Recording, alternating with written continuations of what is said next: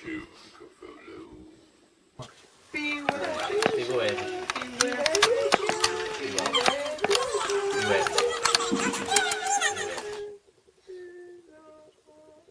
Hello.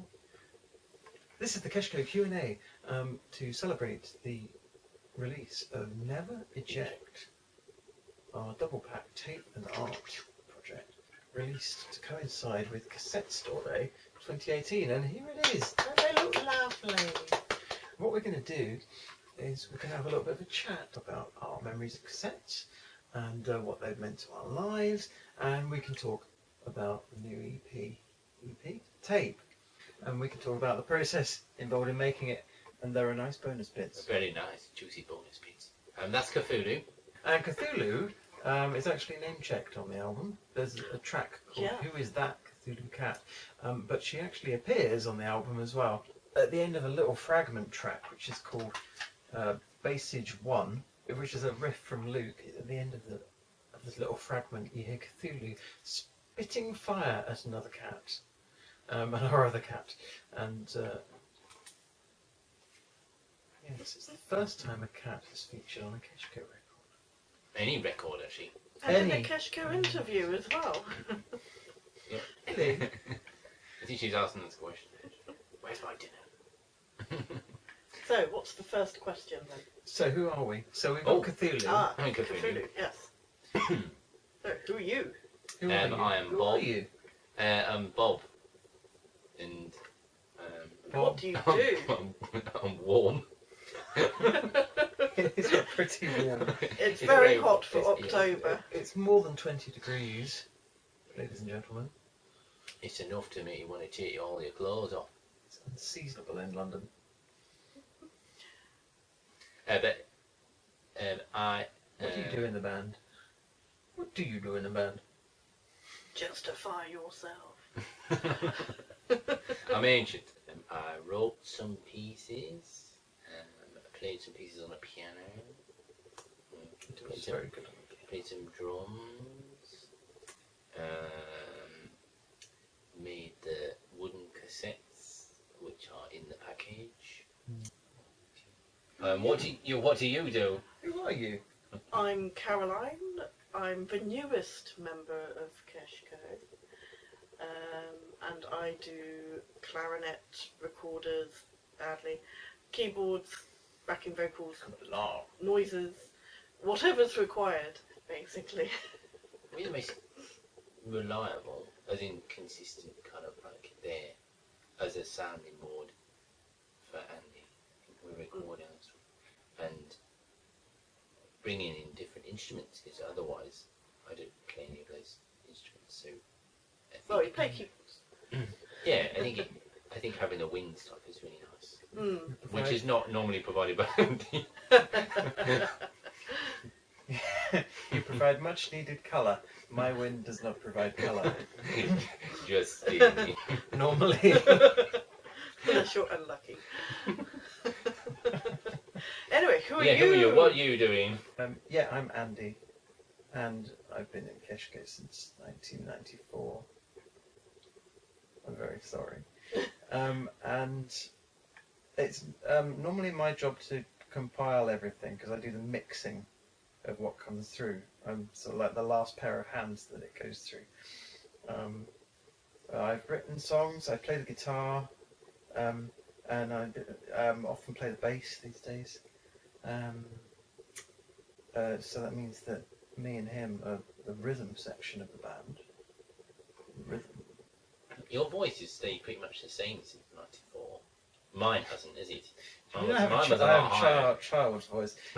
Yours is swooped. I'm kind of like Nigel Haythers now. But you have a very big bottom end, if I may say so. That's why I'm sitting on a really small chair. But you also have very nice falsetto. And I You spent can't see those. the first few years attempting to make my vocals soar like Tori Amos. And I've accepted that I'm a tenor. And I'm trying to work within my range. So let's talk about cassettes first, because this album has come out on a day called Cassette Store Day, which has been going for a few years. not the most successful or visible of days just yet, but just you wait. In 20 years' time, it's going to be massive. Next year they'll probably do microtape day, won't they? Oh, that'd be brilliant, because you've got a load of priceless recordings on micro cassette, Yeah. which we may come to. So let's talk about some of our experiences buying tapes when we were growing up in the 80s and 90s. What are our first tape memories? So I started buying on tape mainly because I didn't have a record player, and you could either get tapes or 7-inches when singles were coming out. And so most of my early purchases of singles were on cassette, and I particularly liked ones that had unusual artwork or were in novelty packages, which I think has sort of influenced our effort as well. So I've got a few examples here. So I was mainly buying stuff during the Britpop era, so we've got the Blur Boys and Girls tape that's in a condom style packet, and then there's the Sleeper In-Betweeners tape, which is in a cereal box style packet, and then the Elastica Waking Up single, which is kind of like a nudie card set packaging. So yeah, I was a sucker for novelty. They've been kept very well. Well, mostly when I got tapes, because there's only a couple, normally just 2, maybe 3 songs on the tapes. What I would do is I would play them once and record them onto a longer tape, and then just compile my own mixtapes of all the singles. And so literally these have probably only been played once to record them. My mum would get these tapes by people like Richard Clayderman, Mantovani, the world of Mantovani, and his orchestra. They're perfectly listenable. I imagine some music snobs would turn their nose up at them. Like Richard Clayderman would do a version of Probably like Sonata or something. Yeah, and then Not a Bleed Down Evil. we had one that was Richard Clayderman plays the pop hits in his like classical style. So my mum got a few things like that, and it would be quite an event. Oh, she's got a new tape. I remember us getting Now 10 into the house, and that was my sister, I think, Christmas 1987, got Now 10 possibly. That was one of the first tapes that was bought for me, was a Now compilation. Do you remember the first tape that you actually bought? Pet Shop Boys doing Where the Streets Have No Name, Can't Take My Eyes Off of You, 49p after it got out of the charts. So I got quite used to buying things just after they dropped out of the top 40. Yeah, I used to mainly buy stuff at the sort of week after they'd been released if they hadn't done well, because they'd all be in the bargain bins. I never really liked paying more than 99p for a single. But we were skint. You couldn't justify it for two songs. Well, my daily budget was £2, so I used to normally spend £1 on music and £1 on my lunch. A lot of my major tape memories seem to come from the inlay. I went round to my sister's friend's house, and her little brother had a copy of Queen Live Killers, and I remember taking the inlay out of that, and the miniature artwork.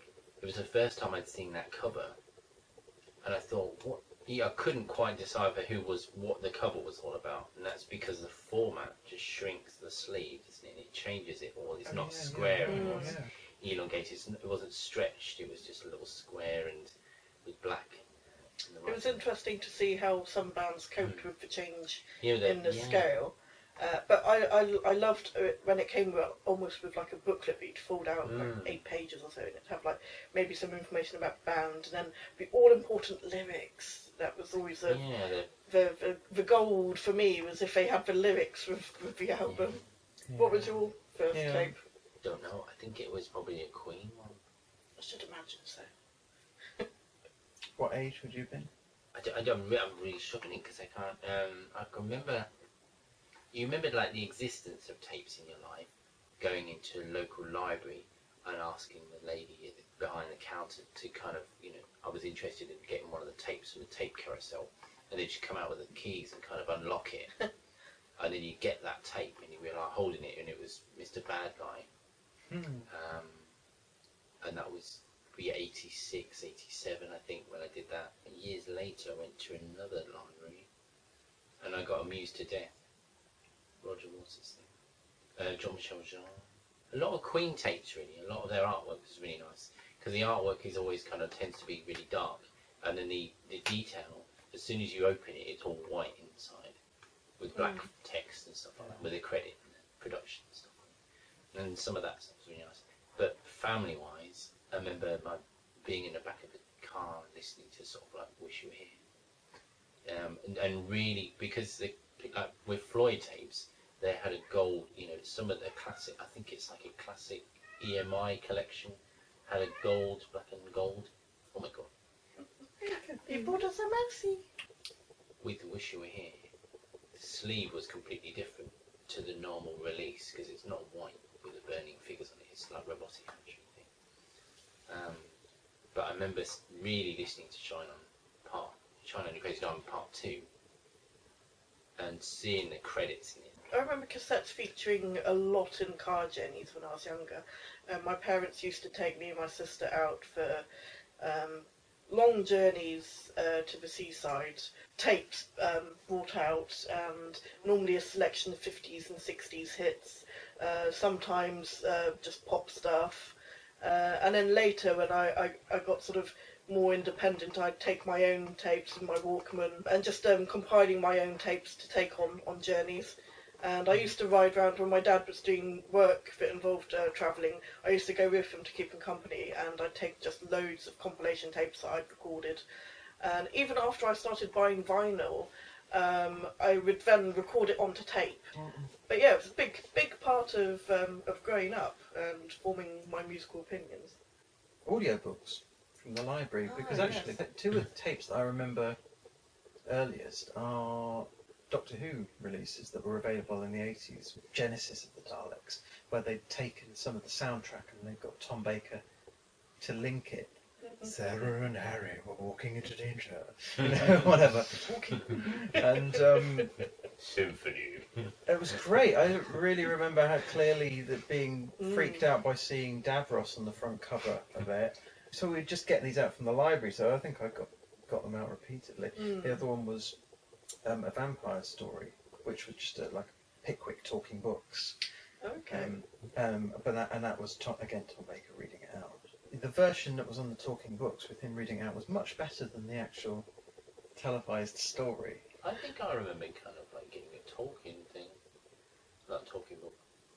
Yes, Yeah. my dad had Lord of the Rings, wasn't it? my dad had The Hobbit and Lord of the Rings Yeah, I on think it tape. might be a Hobbit thing. Yeah. Because the box sets for the cassettes were really nice. They kind of go into They detail are, with them they're in the same way the book. Really book nice, sets. sort of like almost like leather-bound look.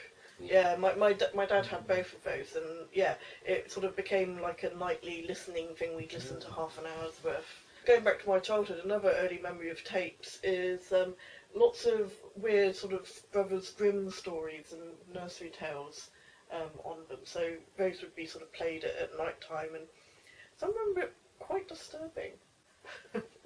Some of those older nursery tales.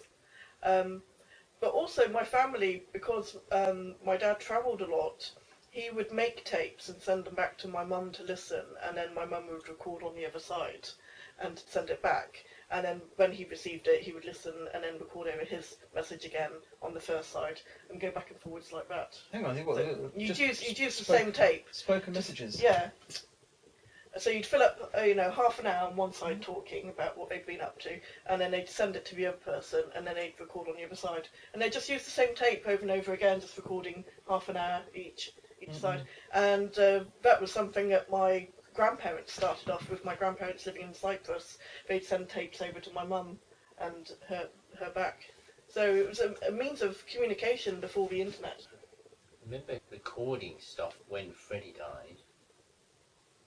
When Freddie Mercury died, the day. So we're talking the end of '91. So you'd have Yeah, been what, sort of. 11, or 12 maybe. Yeah, About 12. just gone 12, I think. So I remember we had like a big chrome cassette, like a double cassette player. And they were huge things, weren't they? The size of a lorry, really. And they, huge kind of like speakers and things that go into things, and big buttons and you know, and everything just looks so big, doesn't it, when you look at all the Like one of those chunky ghetto blasters. yeah, like big box kind of thing. And I remember recording the BBC stuff when Freddie died, and they were doing a Queen kind of like a playlist. But they kept reading out the statement from the band, saying that Freddie living his life the way, you know, that they were proud of the way that he lived his life, and that when the time was right, that they would get together and do something in a way that Freddie's life would have been accustomed to. A lot of the stuff I was listening to in this radio playback was all sort of like deep cuts. It would go into smile stuff as well. So, you know, and a lot of that stuff I'd never heard before. Did you find when you were growing up, certainly tapes were a valuable commodity. Yes. And this is a problem now because I look back and there were tapes that I reused again and again, and so I unfortunately then used a lot of them to record computer programs onto, thinking, when I was still young, thinking, oh, that's not important. But now, as a 38-year-old, I'm not bothered about the computer programs. I just want to get back to the audio that's now been taped over. And so I only have by computer games, do you mean what, Spectrum games? Yes, Yes. ZX Spectrum, yeah. Yes, we used, funny enough, I used a few Spectrum tapes to record music onto. Wait. So in the cosmic universe, it sort of balances each other out. The ones that I looked after the most were ones that I recorded with Gareth Monga, who I've been friends with since we were 5. And we would do these tapes called A&G Radio. And we started them from the age of 8. And I looked after those a lot more than I did ones with my family on, or from, you know, with things that we taped off the top 40 or whatever. Maybe somebody who's more scientifically equipped could tell me whether it's possible to see something on here where it said that you can kind of like dig. There's a possibility of being able to dig behind it. dig within the tape, yeah, and then pull out the original thing. That's interesting. There must be a bit of it still there, the previous layer. I still have when we started, when Andy and I, when I joined you in the band in late November '94. That was as it started, really. Yeah. I think there'd been basically before you came along, there'd been 1 or maybe 2 things of us getting together in lunchtime, but I don't think we even had the name at that point. I consider it as really starting when you turned up. Did you have a Spinnytronic before? Yeah. Oh, but I was already taking that to school, and just getting sound effects and things. What's a Spinnytronic? Oh, sorry, Spinnytronic is a very old tape recorder. This is what we recorded the first few years of Keshco on. And it was quite heavy. Quite long. Pain in the arse. And it had a speaker built in. It's just an old-fashioned 1970s cassette recorder. And it had, but the one nice thing about it was that the inbuilt microphone was really good at magnifying particular sounds or fitting everything into the reach of what could go onto a tape. And so we could record away at a lunchtime. And it seemed to pick up everything from all of it. Yeah, things we were quite happy with the balance on that thing, strangely. Some of the tapes that we as we were doing more recordings, these are swapping mixtapes, because I still have my Andy made me some Beatles mixtapes called The Long and Winding Road. Some of them I think you only did about 3 or 4 I think, and I went up to 6, and I remember going to the library and photocopying the original covers. It's just put number 6 on it, number 5, because I'm not going to do them in another colour. I'll do them another tape. So a lot of that stuff was the first time I'd ever heard full Beatles tracks. Yeah. I remember mixtapes have been a really good way of getting to know someone. So I used to have lots of pen pals and all over the world, and it was great receiving and sending mixtapes of our favourite tracks, and that was a good way of expanding my musical horizons, listening to whatever one of my friends in America or over in Czechoslovakia was listening to. stuff that I'd never normally be able to find out for myself. But also that probably stems from taping the top 40. Did you guys tape the top 40? Your favourite tracks? It used to be something that I did religiously for almost 3 years. As soon as the top 40 came on Sunday, I would tape all my favourite tracks from the top 40 and then compile my own tapes, which I've still got now, and sort of call them various, like the Long Twisty Carrots hit album or something like that. How did you do and it? I do the artwork as well, and just sort of give it a fake sort of album cover. I used to take a lot of time over this. And of course, it was a skill trying to get as much song without the presenter talking, and having to sort of stop it just at the right time. And you get these wonderful pings and half words at the start and ends of songs from where you're trying to stop it. Probably a similar memory, but I remember sort of associating those little half jingles and things as if they were part of the song, because that was how I would consume the song. Yeah. Like music from a carpet advert or something. That's part of Dusty Springfield track. Top of the Pops, probably performances. You know, like Christmas '84. I think he goes to Hollywood in it. Oh right, yeah, okay, yeah. Really? Christmas Yeah. at Top of the Really Pops early '84, yeah. We recorded that, and then and on the same tape, because in Christmas '84 I had a band aid, and then also got the band aid, got the live aid, a lot of the live aid footage. No, I don't think I ever On a silent recorded video, stuff but- off TV Still had that. onto tape. Never really thought of doing that. I taped guess- bits for TV. Yeah. I think we did that a lot later. Like together, we did it a lot later, didn't we? I think you know, sharing that, it's like almost like a VHS kind of mixtape, isn't it? Or sort of like getting sort of your favourite bits. Yeah, I used to do videotapes of the chart show, The Word, and those other sort of youth programmes on a Channel 4 evening, Friday nights. But also starting with Top of the Pops, which was the main one. Because as soon as we got a video player, that was sort of the main music thing that we recorded. Sounds of the 70s. I did actually, because my friend had a video player that she could connect to her hi-fi, and so I took round the video copy of Sound of the 70s so that she could get a good, clean audio recording onto tape of that. That series was really kind of smart, wasn't it? I don't. And that was the first time that I heard the Sparks, and I got into them. Loads of other bands I got into from that. I think I remember being at school, coming home. I went to like a middle school before I went to high school. So I went from sort of like little school to middle school to up to the big thing, and then What age is this middle school? you start high school from 11, didn't you? Yeah, And mine I was. think Yeah. in Norfolk it was later, so it started at 12. And I remember going home from school during dinner, and my mum was watching a documentary about Brian Jones. Kind of like a Whatever Happened to Christopher Robin, but I think it was maybe sort of like the 20th anniversary of his death or something like that, or around that kind of time. And they were interviewing basically people that are around the area and things like that. I remember with mum watching that, and then I had dinner, and I remember watching. I think maybe there were like repeats of Top of the Pops. You know, there would be Arthur Brown on there, and there would be like Procol Harum and things on there.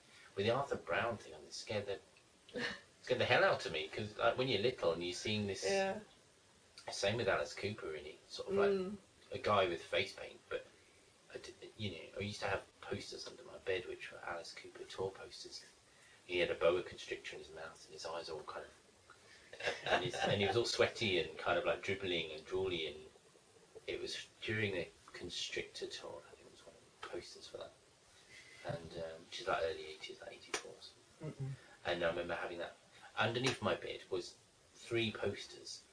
There was 2 Queen posters. One of them was from Princess of the Universe, like a band shot, like a line-up thing, really nice. And the other one was like a 1985 kind of like Queen, like Rio kind of rock and music kind of live shot poster thing. And the third one was this Alice Cooper poster. And I used to get really excited and they go, oh, I'm going to go and look under the bed. And then I'd always end up opening the wrong poster. It's always the one with him with the boa constrictor in his mouth. But yeah, I remember watching like Arthur Brown stuff. And it's quite hard watching that. I really struggled to say, to understand that it was actually a man wearing makeup. I think I kind of got it into my brain that witches really did exist, and that this was some kind of demonic kind of creature I was sort of like looking at on TV, and he's singing about fire and things like that. And obviously, when you're at school, you're taught about the dangers of fire, and you think, I'm kind of watching this guy singing about it. But it took me a while to kind of get, like later on when we were doing live stuff, you suddenly go, well, actually, Alice Cooper, it was a witch, and it's actually Vincent Vernier, and he's actually a guy, and he's into sort of like theatrical kind of stuff. So it took me a while to kind of get used to it. Probably like learning, probably like getting into King Crimson or something like that. Sometimes your brain is just not in the right shape to sort of like take all that stuff. Or do you remember your first ever Walkman or your first ever cassette playing device? Yeah, I remember. I think it was possibly my auntie bought one for me and my sister, and I remember at the time them being like really expensive, so we didn't have one for a few years. And then we got given proper Sony Walkmans, and yeah, it was great. We used to listen to all our sort of children's stories. And do you remember those sort of read-along books? Of course. Where you'd have a tape and it would sort of go, ding, now turn the page. And yeah, so we used to take those on car journeys quite a lot, and listen to them at home. And it was great being able to listen to stuff. I'm sure our parents were much relieved that we could listen to the same story over and over again with them not having to listen to it as well. Mm-hmm. Just the idea of it just being something that you heard was such a novelty. We had Short Circuit, Johnny Five is Oh, really? alive. Transformers the movie. We had Dumbo. I definitely remember the Casey Jr. song that you flick through. But the first Walkman in the house would have probably been my sister's, I think, in about 1988. I remember the first pair of headphones, which were like really nasty. Oh, foam ear, ones, they are were they? foam, like Oh, red, yeah, it was red like foam. a thin metal band Yes. with nasty cheap foam on the Precisely, end. Yes. And then everybody could hear it going. Yeah, not very soundproof at all. Do you guys have memories of Britannia Music Club? Oh. Because that, for us, it's not that we bought many things. I think maybe this is a common experience. My sister signed up to it, and we got like the first initial offer. Maybe nothing else after that. But we got Bananarama's Greatest Hits. I think I was allowed to choose one, and Wet Wet Wet, which would have been her choice, popped in, sold out. But it's funny you should mention that. With my dad being a debt collector, those debts from the Music and Video Club, Yeah. as well as catalogues, were among the highest incidents of Really? debts that my dad collected from. That's terrible. And so yeah, people used to get in terrible trouble with these clubs and catalogue books. And that was the vast majority of debts that he would collect from. And so he'd go around people's houses and they'd pay like 50p a week, a small amount. Yeah. It would normally be maybe about 50 to 60 quid debt that these people would have, which was a lot back then in the late 80s. Yeah. Purely on tapes. And so yeah, he'd have agreements with people for them to pay back between 50p and £2 a week. But people got into serious debt with those clubs. I like the idea that there's probably somebody out there who's probably only just paid off their fine. Yes. They're paying it off at like sort of 15 pence a week. The only reason why I like the Britannia Music Club was because the catalogue always had pictures of the sleeves. It's quite strange talking about this because you experience this stuff, but then you don't, and then suddenly when you're external, I think you're suddenly realising, oh my god, I'm just interested in detail. but it was mainly sort of like the little album covers and things like that that you would get in the brochures and things like that. We could never really afford to buy an album. It was nearly always either copied stuff off the radio from a top 40 or recorded off the library copy of stuff. I used to have to record stuff through the air until 1992. Oh yes. Everything was recorded through the air. It was either tape recorder next to the radio for the top 40, or it was a tape recorder next to another tape recorder to record from a tape. So you would get all the sound of the tape recorder running as well, put into that, and then it would be me trying to shush people. It was door going, like a hinge or something. Don't do that, you're ruining it. Yeah, I'd be at my nan's and I'd be using her big old silver machine to capture, because it had a tape and radio, so I could tape it directly from the radio. And then when I was about 10, I got my very own double cassette player, which was amazing because that enabled you to copy from tape to tape, and it also had a record function so that you could record just live, people talking into it and stuff. And my sister and I used to invite friends round, and we'd spend a happy afternoon just with the tape running, and we'd just make up our own songs or do little comedy sketches, just be silly on them. And I've got, thankfully, quite a few of those still surviving. When I first moved to London in 1996, I used to record an audio diary onto tape as well. So I've got a few of those over there that survive, called the Vial Files. And when I was interviewing bands, because I had a fanzine when I first moved to London, I would interview bands, and so I've still got all the interviews on tape. And the first few gigs I went to, because I had a dictaphone, I'd record them, some of the gigs on tape as well, and then transfer them. So we're talking about some of the Britpop type acts. Yeah, I've just had a quick look. So there's Suede and Pulp and Marion, Echo Belly on there. Lots of sort of 96, 97 stuff, as well as the interviews. It's probably about 10 interviews in different bands over there as well. I think when we started working together, because we were using the Spinnitronic and stuff in the music room. The music room at school, smelly practice room. Oh. Is that because of your chicken sandwiches? Yes. That's part of it. Because we were, it feels quite lucky in a way to think that you were from the cassette generation, where when you were starting the band, you were using tape, and when we left school and went to colleges and universities to kind of do a thing, you went to Leicester, didn't you? Or King's Lynn, and then I was still in Wisbech with Gareth at college. We were recording stuff together, weren't we?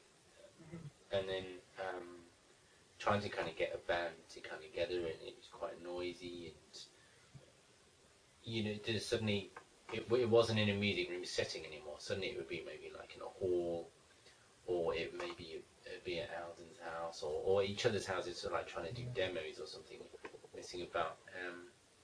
But even when I went to Ipswich to do the degree while you were in Leicester, I bought a dictaphone, and I was kind of most of the stuff that I was demoing was just straight onto tape, and I still, even now, I still use that. I bought a Fostex multi-track. It's only just 4 tracks, but it's still tape based. And it took me quite a while. It wasn't until I moved to London that I started doing digital stuff, as in the Gold Wave thing, and I really didn't.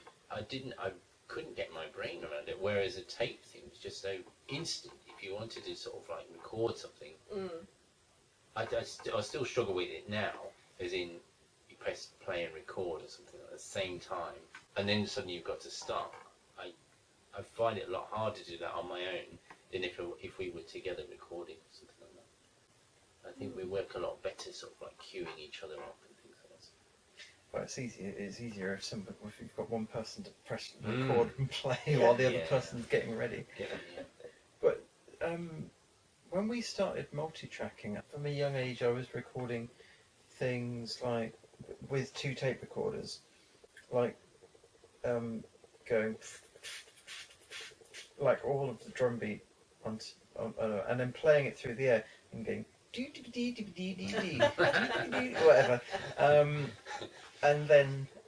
but singing that while these drum beats are playing into the second tape recorder, and then you play that back into the first one while going, I'm the best rapper, whatever, some rubbish. Memorex are my favourite tapes. Yeah, even better than grapes. I don't know, but 28 years old. Yeah,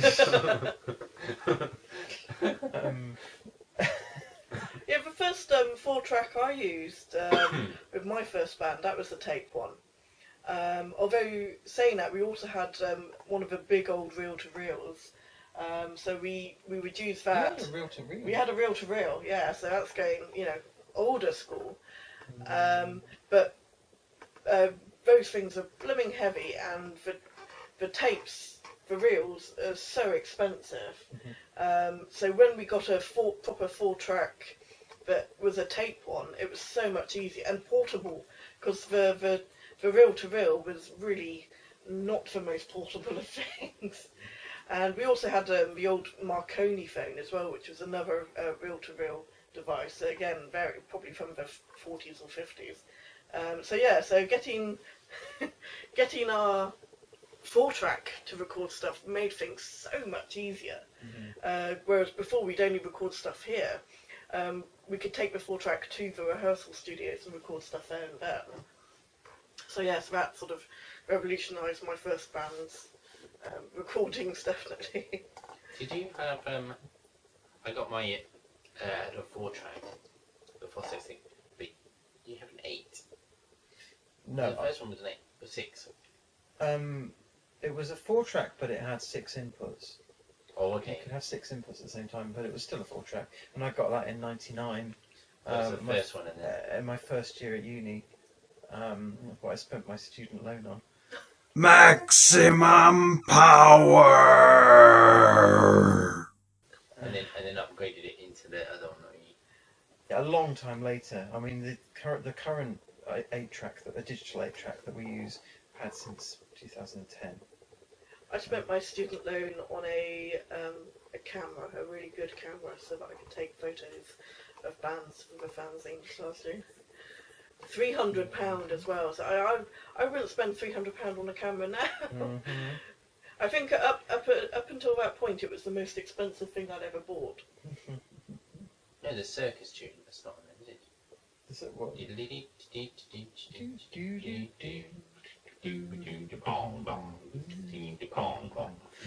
It's not on this one, that's on Get Out and Vote on 2015 election. There was another release.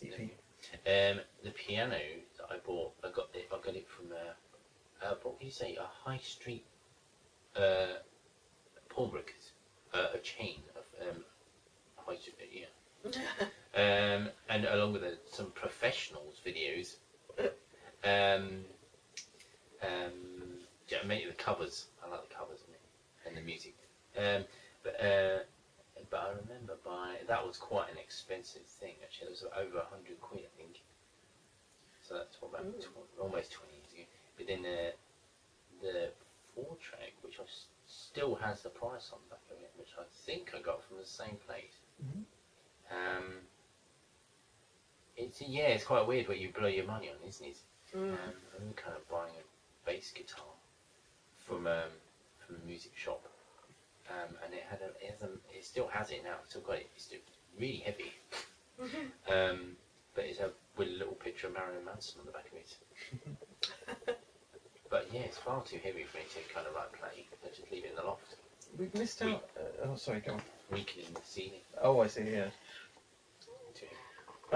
We've missed out one stage between having, just mono tape recorders and going to 4-track, which was the when we were about 16, 17.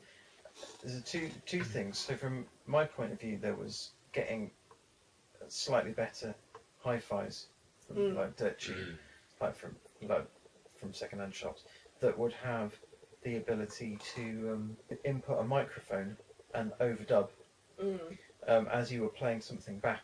So you could do these really quite crude multi-tracks, and a slightly better version of that was the thing that you had, the Boogie Box. Yeah. Karaoke machine. Oh. So it was marketed as a karaoke machine.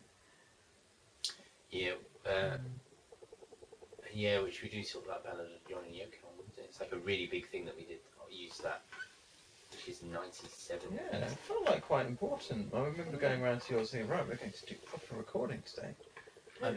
But actually, probably one of the another strong tape memory is probably going to a Wisbech record shop and buying a Tony Farino single, and then I hope it doesn't exist, was the doing a tape to tape of that of that single, Just Help Yourself, and singing along with it. I hope that doesn't exist. I've got tapes where I'm singing along to tracks. Yeah. because it had the two mics and things like that. It also had I think it had a karaoke kind of tape with it. So it had I think it had New York on it.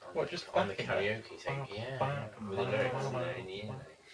Yeah, my mum got a big karaoke machine. I think we used it about twice, and then it just kind of got used as a glorified cassette player. We only sang along to it about twice. But yeah, after my initial tape-to-tape deck, which I got, I then, another later birthday present, probably around the age of 14 or 15, was my first hi-fi, which had a tape-to-tape CD player and vinyl player. So that was like the ultimate machine for copying everything onto tape. It was brilliant. Yeah, what was your first piece of musical playback equipment? It would be mono tape recorders in the 80s, and getting them in about 1985, me and my sister recording, while she had got a radio around in 1985, a particular silver radio that had FM, medium wave and long wave, recording things like we would listen out for police signals. Oh, I remember, tuning for police scanners, yes. And recording like things like Radio Luxembourg, twiddle around the dial and record, sitting there late at night. We'd drive around in the car, tuning the car stereo, and sort of drive around various hills trying to get the best signal for picking up like pirate radio and various things. I think the car stereo thing actually. In Wisbech there is a market square. There's two market squares. There's a Tuesday marketplace and then there's the main market square. And in the really early 80s, I remember kind of parking in the car while my mum had gone somewhere. My dad was in the car, and I remember he had a tape which is like a red. The casing is quite interesting, isn't it? Because you get a clear case, front and side and back, but then the back section of the case would be red, and the inlay was kind of like a reddy orange colour, but it was mainly kind of electronic, kind of Chariot Sapphire, Vienna. One of the first music units that I remember in the house was this old vinyl player, record player, and it was like one of those ones that's like a piece of furniture. It was sort of long and wide, probably a similar size to this table and similar height, with the bit that you lifted up, and you'd sort of have like a slot on this side for all the records to go in, and then you'd have the record player on this side. But yeah, that's one of the first devices I remember for listening to music. My parents got a tape player shortly after. One of my earliest memories is of being told off. I was probably just under 2 years old, but I'd found all my dad's Beatles tapes, and I decided to, being curious, I decided to take them apart and see how they worked. And my dad came back to just find me surrounded by lots of taped spaghetti all over myself. And yeah, I think it's the first time I ever saw my dad really angry. And so it's a little bit of a traumatic experience from my earliest childhood memories associated with tapes. Oh dear. Fun, Dad. Yeah,